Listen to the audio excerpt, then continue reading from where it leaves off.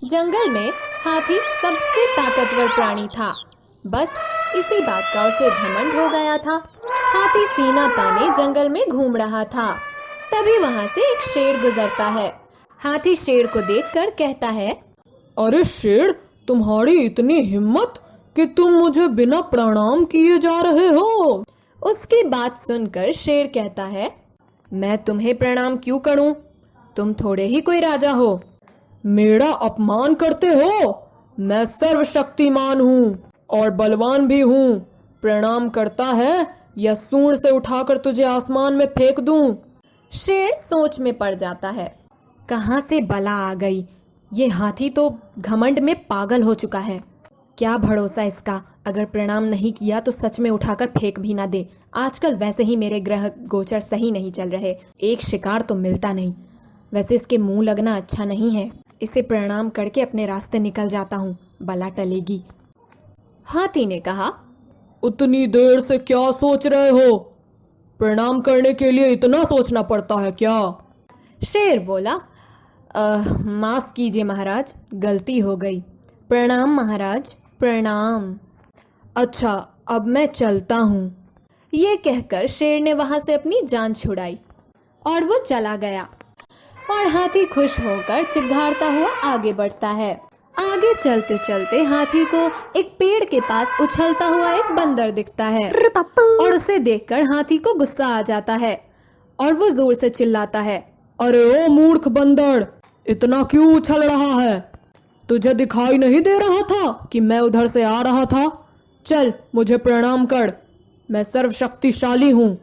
अरे जा रे जा, मैं तो शेर को भी प्रणाम नहीं करता, तो तुझे क्यों करूं? मैं शेर से भी ज्यादा शक्तिशाली और सामर्थ्यवान हूँ, और मैं कितना बड़ा हूँ ये दिखाई नहीं देता तुझे?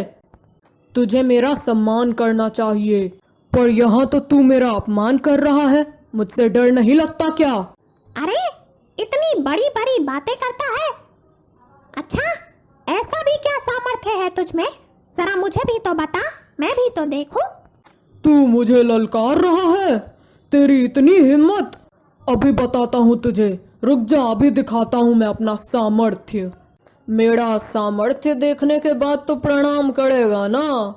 हाँ हाँ, पहले सामर्थ्य का दर्शन तो कराओ, उसके बाद मैं सोचूंगा।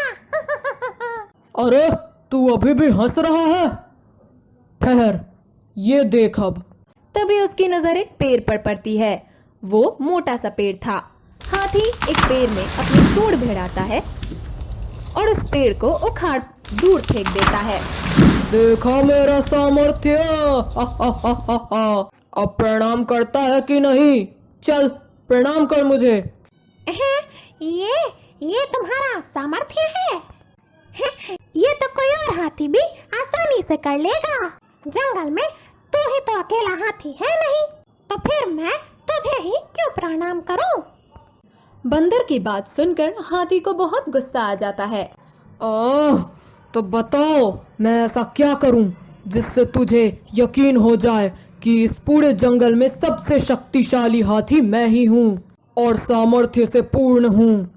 अच्छा, हाँ, अभी जो ये पेड़ तुमने उखाड़ फेंका है ना, एक काम करो, इसे पहले ये जैसा था वैसे ही खड़ा कर दो। हाथी बोला, बस इतनी सी बात? हाथी सूंड से पेड़ उठाता है और उसे फिर से खड़ा करने की बहुत कोशिश करता है, पर वो पेड़ तो उससे लग ही नहीं रहा था। हाथी बार बार असफल होता है और अंत में हाथी थक जाता है, पर बार बार पेड़ गिरता रहता है। वो पेड़ खड़ा ही नहीं होता। अरे ये तो बहुत मुश्किल है, माफ कर दो मुझे, मैं ये नहीं कर सकता। तो कहाँ गया तुम्हारा सामर्थ्य? तुम तो बड़े शक्तिशाली हो ना, तो कहाँ गई तुम्हारी सारी शक्तियाँ? एक मामूली से पेड़ को वापस अपनी जगह तुम खड़ा भी नहीं कर सकते और चाहते हो कि पूरा जंगल तुम्हें प्रणाम करता फिरे, हाँ? अरे भाई, ये पेड़ मैं क्या, दुनिया की कोई भी शक्ति वापस जमीन में नहीं लगवा सकती। आहा, गलत। एक शक्ति है जो ये कर सकती है। अच्छा, कौन है वो? ईश्वर की शक्ति। ये चाहे तो पेड़ उखाड़ भी सकती है, और बीज के जरिए नया पेड़ निर्माण भी कर सकती है। जब उसे अपनी शक्ति पर आज तक गर्व नहीं हुआ, तो फिर तुम किस खेत की मूली हो जो अपना गर्व दिखाते फिरते हो? बंदर की बात सुनकर हाथी का घमंड चूर चूर हो गया और हाथी ने बंदर से माफी मांगी और वो अपने रास्ते चला गया। ईश्वर ही सर्वशक्तिमान है, फिर भी वो कभी भी अपनी शक्तियों पर घमंड नहीं करता। इसलिए हमें भी कभी घमंड नहीं करना चाहिए और हमेशा विनम्र और सबके लिए मददगार होना चाहिए।